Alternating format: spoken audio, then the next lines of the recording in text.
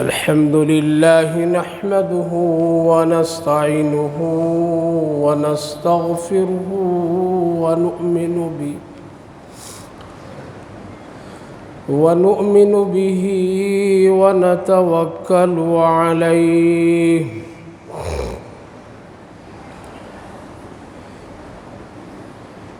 ونعوذ بالله من شرور أنفسنا ومن سيئات أعمالنا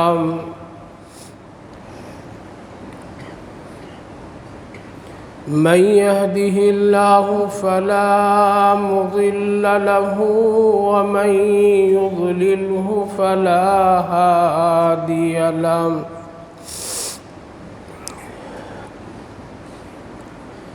ونشهد أن لا إله إلا الله وحده لا شريك له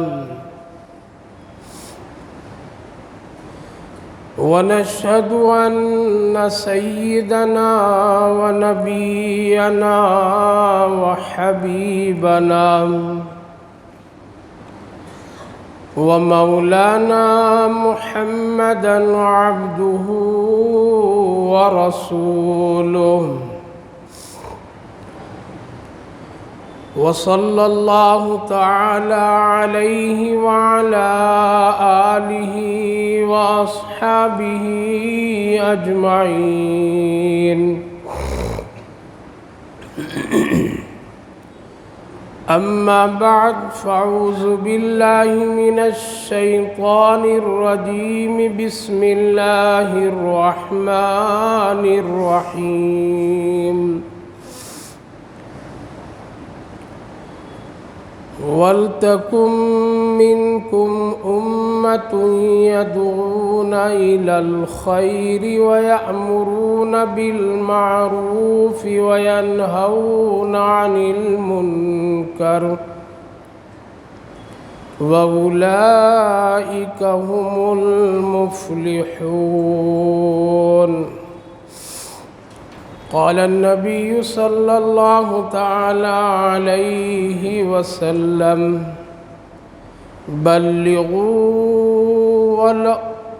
بلغوا عني ولو آية أو كما قال عليه الصلاة والسلام صدق الله العظيم وصدق رسوله النبي الكريم ونحن على ذلك لمن الشاهدين والشاكرين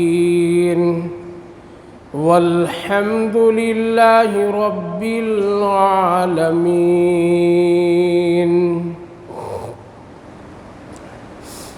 قابل قدر بزرگوں اور دوستوں، اللہ رب العالمین کا شکر، اس کا احسان، اس کے کرم، اس کی مہربانیاں کہ اللہ تعالیٰ نے ہم سب کو اس مہینے یعنی ربیع الثانی کا پہلا جمعہ عطا فرمایا ہے۔ اللہ تعالیٰ ہم سب کے لیے خیر اور عافیت کا ذریعہ بنائے اور جو کچھ نیکی کے اعمال ہو اس سے قبول فرمائے۔ بھائی اور بزرگوں، جس دین کا ہم لوگ ماننے والے ہیں یہ دین دائمی ہے اور قیامت تک دنیا میں باقی رہنے والا دین ہے، اور یہ کوئی ایک وقتی دین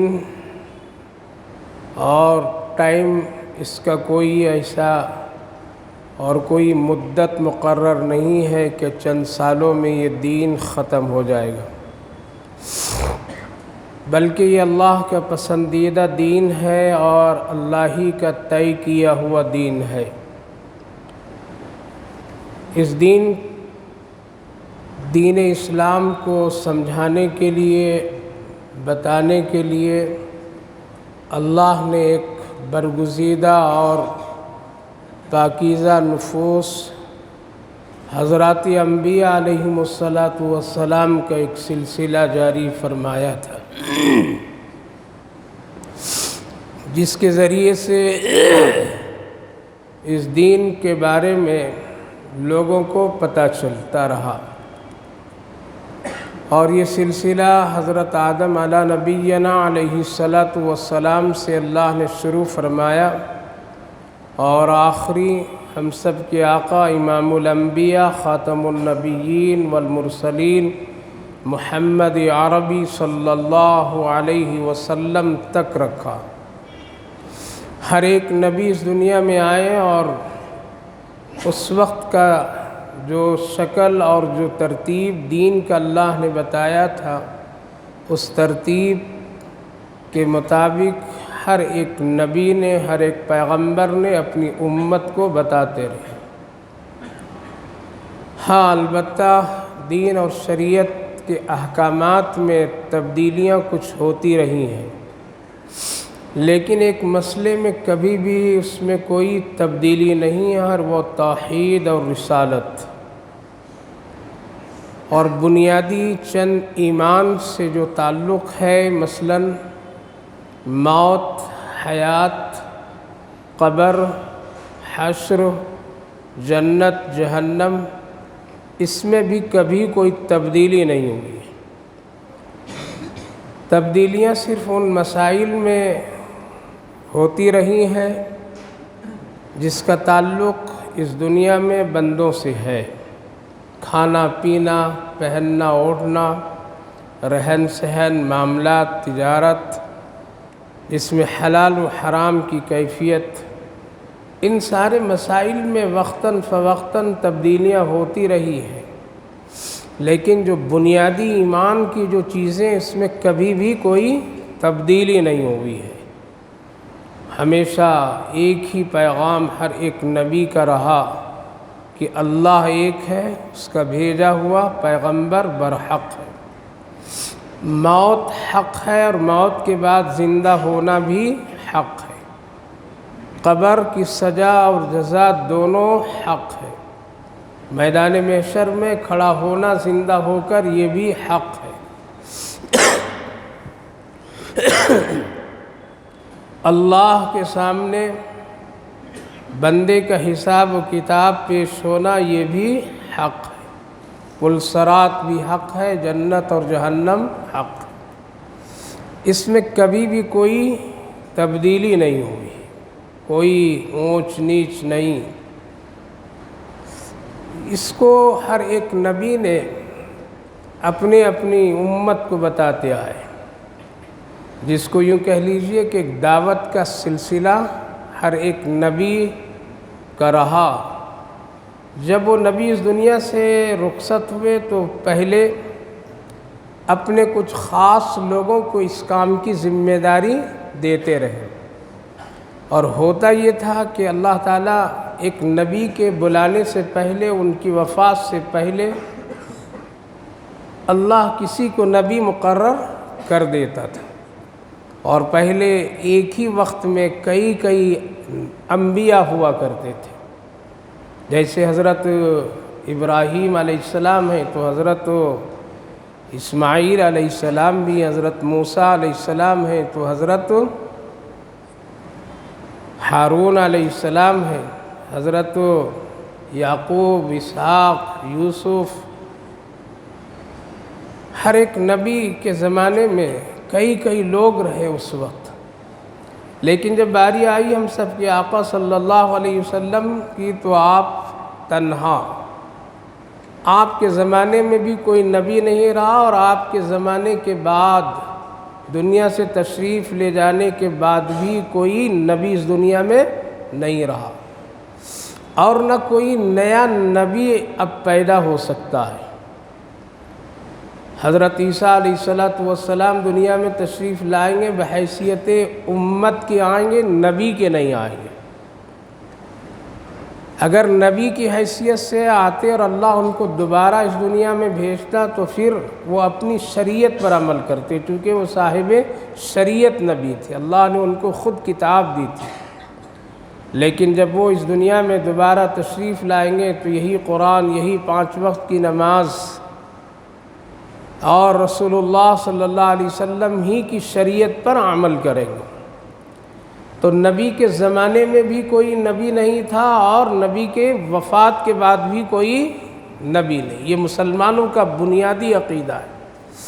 اگر اس میں ذرا سا کوئی اگر مگر کر دیا کہ نہیں چھوٹا بڑا ایسا اور ویسا، تو مسلمان رہ ہی نہیں سکتا ہے، دائرہ اسلام سے وہ نکل جائے گا، اسلام سے پھر اس کا کوئی تعلق نہیں۔ لہٰذا اب نبی کریم علیہ السلام جو پیغام لے کر کے آئے تھے، جو احکامات لے کر کے آئے تھے، جب آپ کے بعد کوئی نبی نہیں، آپ کے زمانے کے بعد اور آپ کی وفات کے بعد کوئی اب نبی اور رسول نہیں، تو پھر یہ دین کے کام کرنے کی ذمہ داری کن لوگوں پر؟ اللہ کے رسول صلی اللہ علیہ وسلم اپنی اس ذمہ داری کو اپنی امت کے لوگوں پر چھوڑ گئے، اپنی امت کو اس کے ذمہ دار بنا کر کے گئے، اور ان میں سے پہلا طبقہ، پہلی جماعت وہ صحابہ کرام رضوان اللہ عنہم اجمعین کی تھی، کہ چونکہ وہ براہ راست رسول اللہ صلی اللہ علیہ وسلم سے دین سیکھے تھے اور وہ موجود تھے، اسی لیے ان کا حق پہلا بنا اور وہی اس کے مستحق بھی بنے، اور پہلی ذمہ داری صحابہ کرام رضوان اللہ عنہم اجمعین کو۔ پھر بھی ترتیب اللہ رب العالمین کے بنائے ہوئے نظام کے مطابق اللہ کے رسول صلی اللہ علیہ وسلم نے اپنی امت کے ہر طبقے پر دین کے مختلف مسائل اور مختلف حالات کے سلسلے میں دعوت، پیغام کا پہنچانے کا حکم دیا۔ اسی کے بارے میں اللہ رب العالمین نے قرآن کریم میں ارشاد فرمایا، وَلْتَكُمْ مِنْكُمْ أُمَّةٌ يَدْعُونَ إِلَى الْخَيْرِ وَيَأْمُرُونَ بِالْمَعْرُوفِ وَيَنْهَوْنَ عَنِ الْمُنْكَرِ وَأُولَئِكَ هُمُ الْمُفْلِحُونَ۔ تم میں سے کچھ ایسے لوگ ہوں، رہنا چاہیے ہمیشہ، وَلْتَكُمْ مِنْكُمْ أُمَّةٌ يَدْعُونَ إِلَى، کہ جو لوگ بھلائی کے طرف لوگوں کو بلائے اور برائیوں سے لوگوں کو روکے، منع کرے۔ یہ دو کام اگر تم کر لوگے، اولئک هم المفلحون، جو لوگ یہ دو کام کریں گے، ایک امر بالمعروف یعنی نیکی، اچھائی، بھلائی کا حکم کرنا، اور برائی، منکرات سے روکنا، یہ دو کام جو لوگ بھی کریں گے، اللہ فرما رہا ہے وَأُولَئِكَ هُمُ الْمُفْلِحُونَ، یہی لوگ کامیاب ہوں گے، انہی کے لیے ہم کامیابی مقدر کر دیے ہیں۔ پتہ یہ چلا کہ اگر یہ دو کام لوگ چھوڑ دیں گے تو ناکامی اس کی ہے، اللہ کی طرف سے یہ ناکامی طے ہے۔ امر بالمعروف اور نہی عن المنکر، یہ نبیوں کا کام، رسولوں کا کام، صحابہ کا کام، اللہ کے برگزیدہ چنے ہوئے لوگوں کا کام، علماء کا کام، کہ وہ ہمیشہ اس مشن اور اس دعوت کو لے کر کے دنیا میں چلے ہیں، اور قیامت تک کی سلسلہ رہے گا اور اللہ کا یہ نظام باقی رہے گا۔ پتہ یہ چلا کہ اس امت کی کامیابی اور ناکامی کا دو چیزوں میں اللہ رب العالمین نے رکھ دیا ہے، ایک امر بالمعروف اور ایک نہی عن المنکر، اچھائیوں کا حکم کرنا، برائیوں سے روکنا۔ یہ ایک ایمانی پہچان ہے، ایک مسلمان کی بہترین خوبصورت علامت اور پہچان ہے۔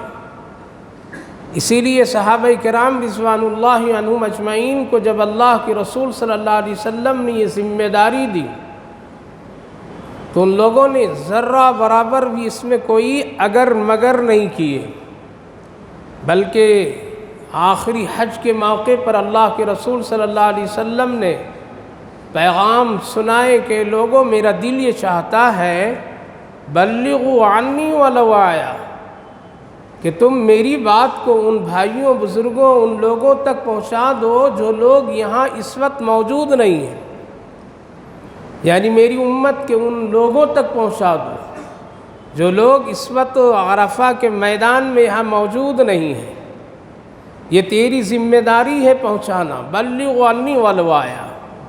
صحابہ کرام رضوان اللہ عنہم اجمعین دو طبقوں میں بٹ گئے۔ ایک طبقہ کہا کہ نبی کا یہ حکم ہے، اس میں ذرہ برابر بھی دیر کرنے کی ضرورت نہیں ہے، اگر ہم دیر کر دیں تو خدا نخواستہ کہیں ایسا نہ ہو کہ یہ کام میں ہم کوتاہی کرنے والوں میں شمار نہ ہو جاؤ، اسی لیے وہ لوگ گھر واپس لوٹ کر کے نہیں آئے، بلکہ وہیں سے حج کے اعمال سے فارغ ہو کر کے فوراً وہ نکل گئے، اور ملک کے مختلف، دنیا کے مختلف حصوں میں صحابہ اپنے اپنے طور پر انفرادی اجتماعی حالات میں نکل گئے۔ وہ لوگ، ایک وہ طبقہ تھا کہ جن پر کچھ ذمہ داریاں ایسی تھیں گھریلو، فیملی، وہ لوگ واپس آئے، اور یہ ذمہ داری حالات تقاضے کو دیکھ کر کے وہ اپنے گھر والوں کو، بیوی بچوں کو اور ان کے تمام انتظامات کر کے وہ لوگ پھر نکلے۔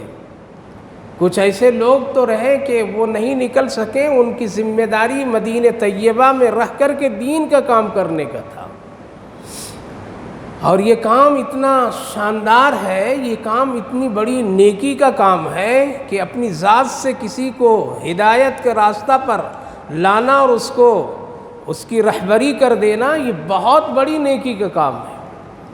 اس لیے صحابہ کرام میں سے بعض نے مدینے میں رک کر کے کام کیے، تو گویا کہ اس طرح تین طبقہ صحابہ کا بنا، ایک واپس نہیں آئے اور وہیں سے وہیں نکل گئے اور پوری دنیا کے مختلف حصوں میں پھیل گئے۔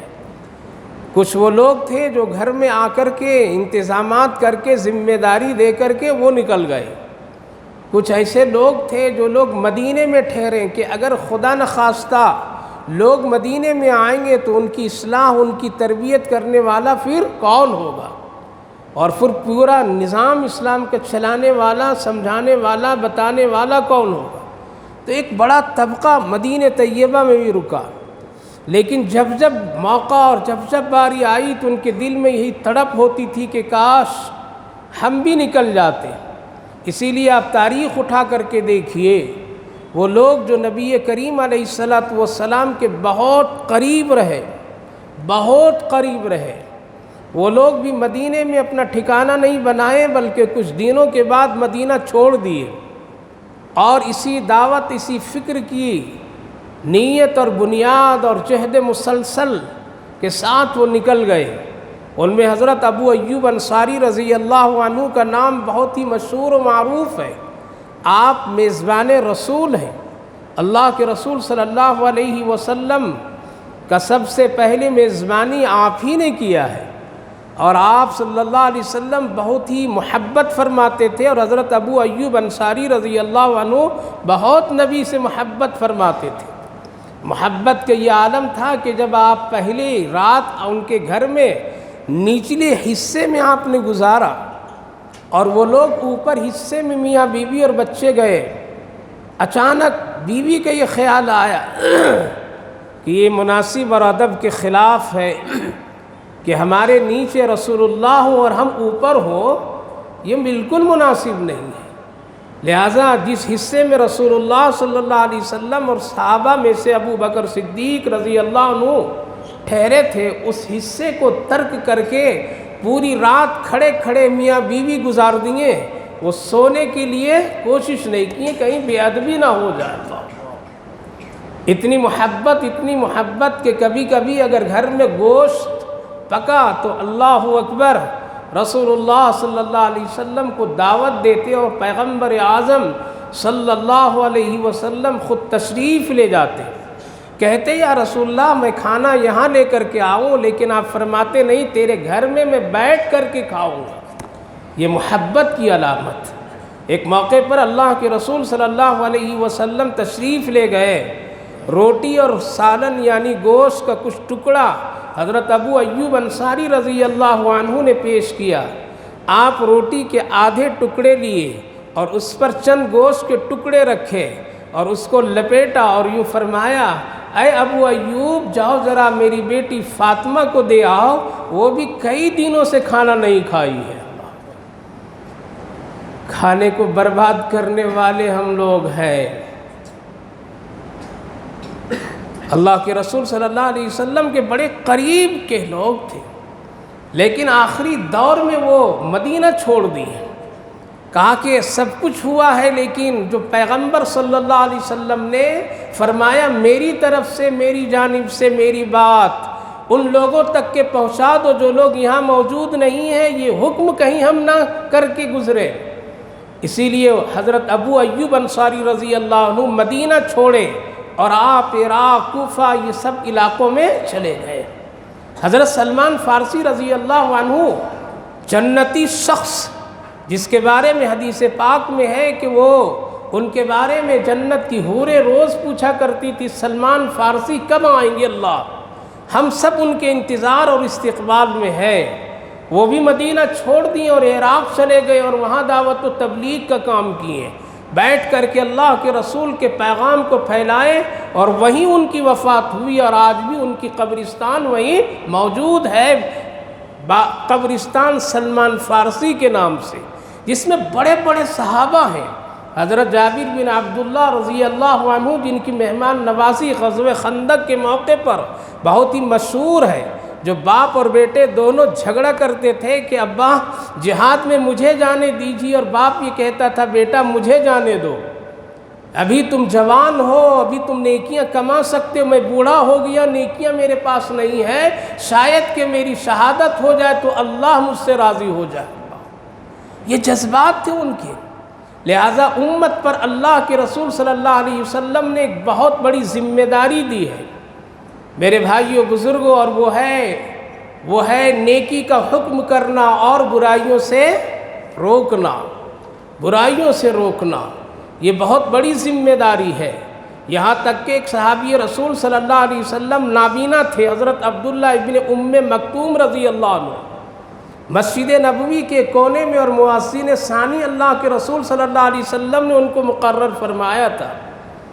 وہ بھی اس کام کے لیے بے چین اور تڑپتے رہتے تھے، کاش کہ مجھے موقع ملتا تو میں بھی مدینہ چھوڑ کر کے جا کر نبی کے پیغام سنا کر کے آتا، یا کہیں منکرات کے لیے اگر مجھے جہاد کی ضرورت پڑتی تو میں بھی جہاد میں شریک ہو جاتا۔ اسی لیے بار بار حضرت سیدنا ابو بکر صدیق رضی اللہ عنہ سے درخواست کرتے تھے کہ اجازت دے دو میں چلا جاؤں کہیں، یا کسی جنگ میں شریک ہو جاؤں، کسی دعوت کے کام میں لگ جاؤں۔ نہیں اجازت دیتے تھے، نہ، نبی نے تم کو یہاں بیٹھایا عبداللہ ابن ام مکتوم، ہم نہیں تجھے جانے کی اجازت دیں گے۔ کیوں بیٹھایا تھا؟ نابینا تھے، مجبور تھے۔ ایک موقع پر انہوں نے عرض کیا تھا یا رسول اللہ مجھے عشاء کی نماز اور مغرب کی نماز مجھے کیا کیجئے گھر میں پڑھنے کی اجازت دیجیے۔ بعض روایت میں عشاء کی نماز اور فجر کی نماز مجھے گھر میں پڑھنے کی اجازت دے دیجیے، اس لیے کہ میں جب وہاں سے نکلتا ہوں اندھیری رات ہوتی ہے، فجر کے وقتوں گر جاتا ہوں، ٹوکر لگتی، کوئی پکڑ کر کے مجھے لانے والا کبھی نہیں ملتا ہے۔ اللہ کے رسول اجازت مرحمت فرما دیجیے۔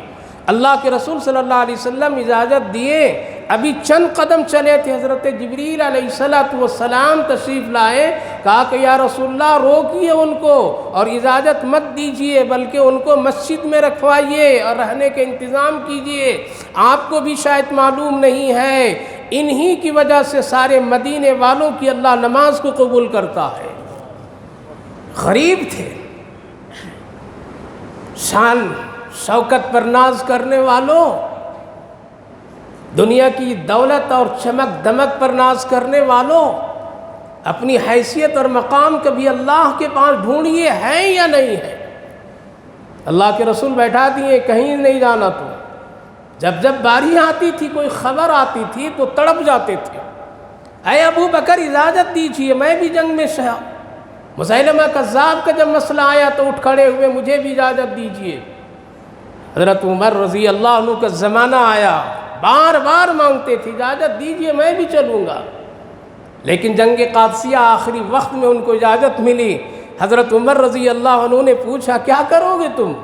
اندھے ہو، نابینا ہو، آنکھ نہیں ہے، کیا کرو گے؟ وہ تو میدان کارزار ہے، مقابلے کی جگہ ہے، وہاں دشمن کو بھی تم پہچان نہیں سکو گے، کدھر سے وہ حملہ کرے گا، کیا ہوگا؟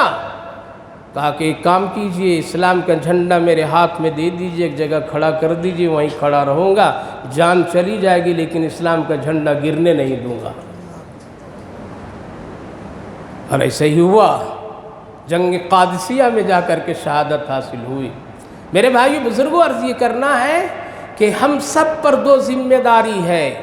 کیا ہے؟ ایک امر بالمعروف اور نہی عن المنکر، نیکی کا حکم کرتے رہیے، برائیوں سے روکتے رہیے۔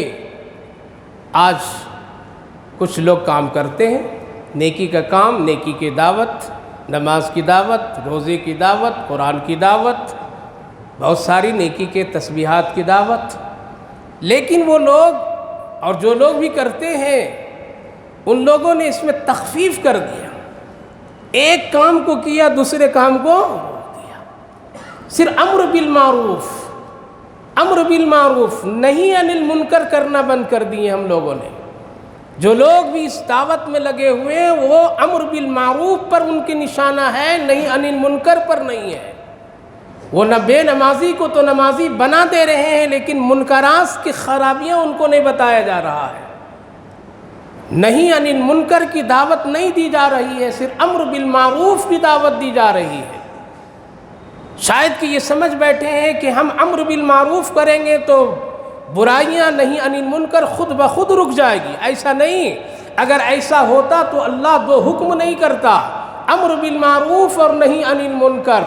پتہ یہ چلا کہ دونوں کی دعوت دینے سے ایک دعوت مکمل ہوگی، اور اگر ایک کام صرف کوئی کرتا ہے امر بالمعروف، بے نمازی کو نمازی بنا دیتا ہے، لیکن اگر اس کو شرک کی باتیں بتاتا نہیں ہے، شرک کی خرابیاں نہیں بتاتا ہے، بدعت کی خرابیاں نہیں بتاتا ہے، رسومات کی خرابیاں نہیں بتاتا ہے، زنا کی خرابیاں نہیں بتاتا ہے، سود کی خرابیاں نہیں بتاتا ہے، اس کو بدکاری کی خرابیاں نہیں بتاتا ہے، پردے کے احکامات اور اس سے متعلق مسئلے نہیں بتاتا ہے، وراثت کے مسئلے کی دعوت نہیں دیتا ہے، اور ان منکرات جو معاشرے میں اس کے بارے میں نہیں بتاتا ہے، تو گویا کہ ابھی اس کی دعوت مکمل نہیں ہے، ناقص ہے۔ اس لیے داعی کا کام یہ ہے، دعوت کا کام یہ ہے کہ وہ دونوں پہلو کو لے کر کے چلے، امر بالمعروف اور نہی عن المنکر۔ اگر ہم نماز پڑھتے رہیں گے اور شرک بھی کریں گے تو نماز کا کوئی حاصل نہیں ہے، ہم بدعت بھی کرتے رہیں اور روزہ بھی رکھتے رہیں تو روزے کا کوئی حاصل نہیں ہے، ہم حج بھی کرتے رہیں اور شرک، بدعت، سود اور رشوت بھی کرتے رہیں تو حج کا کوئی احترام نہیں ہے۔ اس لیے دونوں کام کو اگر کوئی لے کر کے چلتا ہے، امر بالمعروف اور نہی عن المنکر، تب تو وہ نبی کی دعوت کا کام مکمل کر رہا ہے، ورنہ ایک حصے کو چھوڑ کر کے ایک پہلو کو پکڑا تو گویا کہ وہ دعوت کا کام مکمل نہیں کیا ہے۔ اس لیے نیکی سے زیادہ اس وقت ضروری ہے برائی کا روکنا، برائی کا روکنا اس وقت ضروری ہے۔ نیکیاں برائیوں سے ختم ہو جاتی ہے، اس لیے اس وقت میں دعوت ذرا اس پر محنت اور توجہ کرنے کی ضرورت ہے، برائیوں پر روکنا، برائیوں کی طرف لوگوں کو توجہ دلانا کہ یہ کام اتنا خطرناک ہے، اس سے اللہ کی مدد رک جائے گی، اس سے اللہ کی نصرت رک جائے گی۔ پھر دعوت کا سب سے زیادہ مستحق کون؟ سامنے والا یا خود؟ ہم لوگوں نے کیا سمجھا؟ سامنے والا زیادہ مستحق ہے دعوت کا کام کا، ہم نہیں ہیں، ہم نہیں ہیں۔ اس کو سمجھا دیں گے، ہم جو چاہیں کرتے رہیں گے، اس کو بتا دیں گے، باقی ہم اپنے رویے پر رہیں گے، یہی تو سمجھا۔ بلکہ دعوت کا کام کا سب سے زیادہ پہلا مستحق اپنے آپ ہیں، ہم پہلا مستحق ہم اپنے آپ ہیں۔ پہلے ہم ٹھیک ہوں گے تب ہمیں حق ہے دوسروں کو بتانے کا۔ اسی لیے آقا کریم صلی اللہ علیہ وسلم کو اللہ نے 40 سال تک روک رکھا، ابھی آپ دعوت کا کام مت کیجئے، ابھی آپ دائی بن کر کے گلیوں میں مت نکلیے، ابھی آپ امین بن کر کے نکلیے، ابھی آپ محسن بن کر کے نکلیے، ابھی آپ ہمدرد بن کر کے نکلیے، ابھی آپ غمخوار بن کر کے نکلیے، آپ ابھی کسی کے مزدور اور مزدوروں کو سہارا دینے والا بن کر کے نکلیے، ابھی آپ میری بات، میرے کلمہ کی بات مت کیجئے، ابھی آپ اچھے صاف ستھرے لباس پہن کر کے دکھائیے کہ پاکی ناپاکی کا کیا ہے۔ اس لیے 40 سال تک اللہ نے اپنے محبوب کو روکے رکھا، ابھی نہیں کہنا۔ جب مکمل اللہ کے رسول صلی اللہ علیہ وسلم کی تربیت اللہ نے کر دیا، تب حکم ہوا اب نکلیے، اب میرا کلمہ سنائیے، میری بات، میرا پیغام سنائیے۔ پتہ چلا کہ دعوت اور حکم کا پہلا جو حق ہے وہ ہماری ذات ہے، ہمارا نفس ہے۔ اگر ہم ٹھیک ہیں تبھی وہ دعوت دوسروں کے لیے مؤثر ہوگا۔ اگر ہم ٹھیک نہیں ہیں اندر سے، زبان سے صرف کہہ رہے ہیں اور اندر سے خرابیاں ہیں، اندر میں ہمارا خود ہی بگاڑ ہے، ہمارے گھر والوں میں بگاڑ ہے، ہمارے بچوں میں بگاڑ ہے، ہماری بیوی میں بگاڑ ہے، ہمارے خاندان والے میں بگاڑ ہے، قسم خدا کی اس کا حق نہیں ابھی وہ باہر نکل کر کے کسی کو بتائے، بلکہ پہلے اپنے گھر کو سنبھالے اور اپنے گھر والوں کو پہلا دعوت دے کر کے، اگر ان کے گھر میں بے نمازی تو نمازی بنائے، اگر کوئی شرک کا کام کرتا ہے تو اسے روکے، بدعت کا کام کرتا ہے تو روکے، رسومات کا کام کرتا ہے تو روکے، سود لیتا ہے تو روکے، اگر وہ شراب پیتا ہے تو روکے، بدکاری میں ہے تو روکے، زناکاری میں ہے تو روکے۔ یہ پہلا حق ہے اپنا، پھر گھر والوں کا، بعد میں رشتہ داروں کا، بعد میں چوتھے نمبر پر باہر، چوتھے نمبر پر ہے باہر۔ اللہ نے کیا فرمایا؟ یا ایھا الذین آمنوا لم تقولون ما لا تفعلون، تم وہ بات ہرگز نہیں کہنا جو خود تم نہیں کر سکتے ہو۔ قرآن کا حکم ہے، وہ بات تم نہیں کہنا جو تم خود نہیں کر سکتے ہو، وہ بات کسی کو نصیحت تم نہیں کہہ سکتے ہو جب تک کہ تم خود اس پر عمل نہیں کرو گے۔ بعض علماء کرام فرماتے ہیں کہہ سکتا ہے، بعض مفسرین فرماتے ہیں کہہ سکتا ہے، کہہ سکتا ہے، ہو سکتا ہے کہ کہتے کہتے اللہ اس کو بھی توفیق دے دے، اس کو توفیق دے دے۔ لیکن اللہ کی اس حکم پر ذرا غور کریں تو پتہ چلتا ہے پہلے اپنے کو ٹھیک کرنا، وہ تو مفسرین کی رائے ہے۔ مفسرین فرماتے ہیں کہ نہیں کہہ سکتا ہے، ہو سکتا کہتے کہتے کیا کرے، اللہ خود اس کو اصلاح کر دے، خود اس کو اللہ توفیق عطا فرما دے۔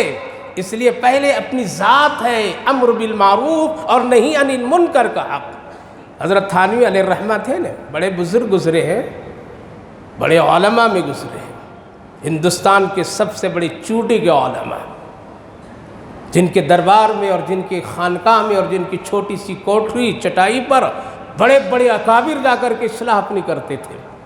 حضرت مولانا الیاس صاحب علیہ الرحمہ فرماتے تھے جب میں اپنی دعوت کے کاموں سے فارغ ہو کر کے آ جاتا تھا اور لوگوں کے گناہ، لوگوں کی کرتوتیں، لوگوں کی ایسی ویسی باتیں سنتا تھا تو دل میں ضرور کچھ پیدا ہوتی تھی، اس کی صفائی جا کر کے وہاں کرتا تھا میں۔ ان کے پاس ایک بڑھیا آئی تھی نا اور آ کر کے کہی تھی کہ میرا پوتا ہے وہ بہت گڑ کھاتا ہے، ذرا اس کی کیا کر دیجئے، آپ نصیحت کر دیجئے اس کو۔ حضرت نے فرمایا 1 ہفتے کے بعد آنا۔ بوڑھی چلی گئی اور 1 ہفتے کے بعد میں پھر وہ لے کر کے آئی۔ حضرت نے سر پر ہاتھ رکھ کر فرمایا بیٹا گڑ نہیں کھانا۔ کہا کہ ٹھیک ہے حضرت جی نہیں کھائیں گے۔ نہیں کھاؤ گے؟ نہیں کھاؤ، جاؤ ماں لے کے جاؤ اس کو۔ بوڑھی عورت کہنے لگی ارے مولوی 1 ہفتہ لگا دیا اتنی سی بات کہنے کے لیے، یہ تو بات اس دن بھی تم کہہ دیے ہوتے، 1 ہفتہ کیوں؟ ہم سب کے لیے بڑی عبرت کی بات۔ کیا فرمایا حضرت؟ میں خود ہی گڑ کھاتا تھا، 1 ہفتہ پرہیز کیا اس بات کہنے کے لیے۔ اللہ پرہیز کیا میں 1 ہفتہ، رک گیا میں، بچے کی بھی نصیحت کرنا ہے تو میں پرہیز کیا پہلے۔ خود لون پر کھاؤ، سود پر کھاؤ، لوگوں کو دھوکہ بھی دو، ظلم بھی کرو، جہیز بھی لو، سب کچھ کرو اور دوسروں کے لیے ہم داعی بنے تو یہ دعوت مؤثر نہیں ہے۔ اس لیے سب سے پہلی چیز جو ہے امر بالمعروف نہی عن المنکر کا سب سے زیادہ مستحق کون؟ ہم ہیں، اپنی ذات ہے۔ ہماری ذات ہے ہم اپنی اصلاح کریں۔ میرے بھائیوں بزرگوں، اس وقت میں بہت ضروری ہے اپنے گھر کی اصلاح کیجئے، اپنے بچوں کی اصلاح کیجئے، اپنی بیویوں کی اصلاح کیجئے، اپنے گھر کی عورتوں کی اصلاح کیجئے۔ اگر یہ چھوڑ دیں گے اصلاح کرنے کے لیے اور صرف کمانے کے دھن میں رہ گیا، 24 گھنٹے دکان کی فکر میں رہا، تجارت کی فکر میں رہا، روٹیوں کی فکر میں رہا، تو گھر سے دین نکل جائے گا، کل قبر میں اندھیرا اندھیرا ہی نظر آئے گا۔ جہاں آپ 8 گھنٹے 12 گھنٹے جہاں تجارت کے لیے آپ کوششیں کرتے ہیں، جہاں آپ دکانداری تجارت کے لیے محنت کرتے ہیں، جہاں آپ بھاگ دوڑ کرتے ہیں، قسم خدا کی اپنے گھروں میں بیٹھ کر کے آدھا گھنٹہ کم سے کم ہر دن آپ وقت لگائیے۔ اس وقت گھر کے ماحول بڑے خراب ہیں۔ ہمارا گھر فلم کے دنیا بنا ہوا ہے، ہمارا گھر عیاشیوں کے اڈے بن گئے ہیں، ہمارا گھر اس وقت میں اللہ اور اللہ کے رسول کے نافرمانیوں کا اڈا بنا ہوا ہے۔ ہمارے گھر میں اس وقت بے نمازیوں کی تعداد زیادہ ہے، ہمارے گھر میں سود لون کا باتیں ضرور ہو رہی ہے اور کاروبار ہو رہا ہے، ہمارے گھر میں نبی کی سنت نہیں چل رہی ہے، چلتی ہے تو کسی اور کی چل رہی ہے، ہمارا کھانا پینا دین اسلام کے مطابق نہیں ہے، رسول اللہ کی سنت کے مطابق نہیں ہے۔ لہذا گھر کی اصلاح ضرور کیجئے۔ اگر نہیں کریں گے اور یہ سوچ کر کے ہم کو ٹائم نہیں مل رہا ہے، دکان ہے، تجارت ہے، روٹی ہے، قسم خدا کی اللہ نے فرمایا وَأَمُرْ أَهْلَكَ بِالصَّلَاةِ، اے میرے محبوب آپ اپنے گھر والوں کو نماز کا حکم کیجئے۔ نماز کی برکت سے، اب حکم کی برکت سے اگر روزی کی تنگی آئے گی تو اللہ اس کو ختم فرمائے گا۔ روزی کی ذمہ داری اللہ کے پاس ہے، لہذا گھر میں بے دینی رکھ کر کے، گھر میں بے نمازی کا ماحول بنا کر کے، گھر میں گانے بجانے کے حالات پیدا کر کے، میرے بھائیوں بزرگوں، اگر اس کو چھوڑ دیا اور سوچا یہ کہ بچے پڑھ رہے ہیں، گھر میں عورتیں ہیں، بیٹیاں پڑھ رہی ہیں، ماشاءاللہ سبحان اللہ، اور نماز کی کوئی پرواہ فکر نہیں، ہمیں دکان اور تجارت میں ترقی کرنی ہے، کل قیامت کے دن رسوائی کے سوا اور کچھ بھی ہاتھ نہیں لگے گا، کچھ بھی ہاتھ نہیں لگے گا۔ اس لیے اپنے گھروں کی فکر کیجئے۔ آپ کسی عالم کو اپنے گھر مت بلائیے، اتنے تو جانتے ہیں 5 وقت کی نماز فرض ہے، اپنے گھر میں نماز کا اہتمام کرائیے۔ اتنا تو جانتے ہیں یہ اللہ کا قرآن ہے، کتاب ہے، اس کی تلاوت ایک مسلمان پر واجب اور ضروری ہے، یہ تو گھر میں اہتمام کرائیے۔ اتنی تو بات معلوم ہے کہ گانا حرام ہے، ناجائز ہے ایک مسلمان کے لیے، یہ تو روکیے، کم کیجئے، اگر پورا نہیں روک سکتے ہیں تو کچھ تو کیجئے، کچھ تو کیجئے۔ ایک باپ اور ایک بڑے بھائی ہونے کی ذمہ داری اتنی تو ہے کہ آپ یہ کام کیجئے، نہیں کریں گے تو اللہ کے یہاں بہت بڑی پکڑ ہے۔ مسئلہ ایسا ہے کہ ہم لوگ برائیوں کو روکتے نہیں ہیں، کیوں؟ وجہ اس کی یہ ہے کہ برائی کو برائی سمجھنا ہم چھوڑ دیے ہیں، سمجھتے نہیں، سوچتے نہیں حاجی صاحب تو بھی ماشاءاللہ، حاجی صاحب میں بھی ماشاءاللہ، آپ بھی سبحان اللہ، ہم بھی سبحان اللہ، یعنی برا کو برا سمجھنا، برائی کو برائی سمجھنا، گناہ کو گناہ سمجھنا، ہمارا ایمان اب کام نہیں کر رہا ہے۔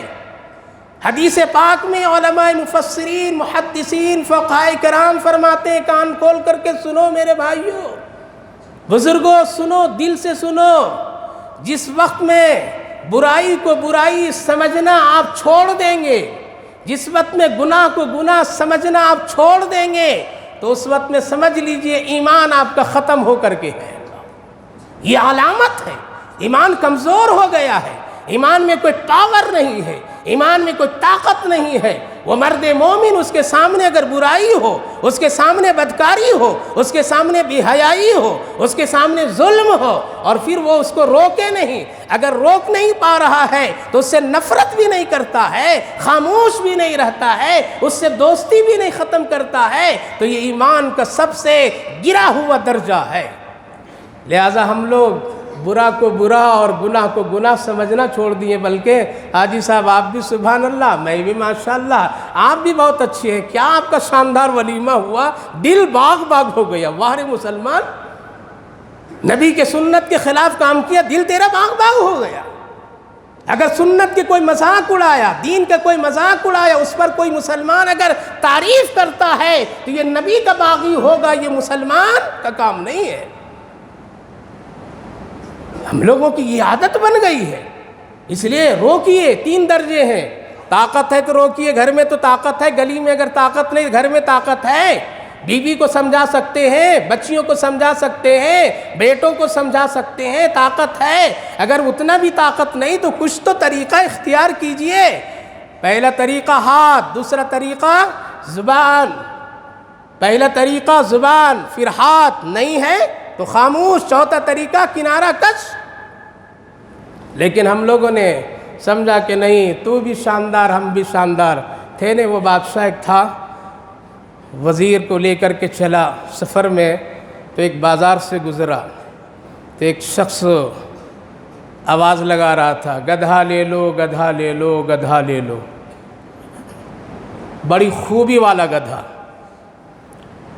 تو بادشاہ سنا، ارے وزیر دیکھ رہے کون سی خوبی اس گدھے میں، قیمت بھی بہت لگا رہا ہے اس کی، کیا خوبی ہے؟ وزیر اتر کر کے پوچھا کیا خوبی اس گدھے میں؟ کہا کہ اس پر جو بیٹھتا ہے تو اس کو سیدھے مکہ اور مدینہ نظر آتا ہے۔ آج ہم لوگ بھی سب اللہ ہی کے نام سے کام کر رہے ہیں، سبحان اللہ ماشاءاللہ۔ کہا کہ اس گدھے کی یہ خاص خوبی ہے کہ جو بیٹھتا ہے سیدھے مکہ مدینہ نظر آتا ہے۔ بادشاہ سے کہا کہ بادشاہ سلامت، یہ خوبی اس کی۔ کہا کہ پھر لے لو، روز صبح بیٹھیں گے مکہ مدینہ دیکھیں گے۔ کہا کہ تجربہ کر لیجئے پہلے، بغیر تجربے کا ٹھیک نہیں ہے۔ کہا کہ پھر تم چڑھ کر کے دیکھو نظر آ رہا ہے یا نہیں آ رہا ہے؟ تو وہ چڑھا، گدھے والا آیا، کہا کہ سنو، اسی شخص کو نظر آتا ہے جو گنہگار نہیں ہو، اگر گنہگار ہوگا تو اس کو نظر نہیں آئے گا۔ دیکھا، اب وزیر پھنس گیا، اب کیا ہے؟ اگر کہوں کہ نظر نہیں آیا تو میں گنہگار، معاشرے میں لوگ تھوکیں گے، لہذا کہا اچھا گنہگار کو نظر نہیں آتا؟ نہیں۔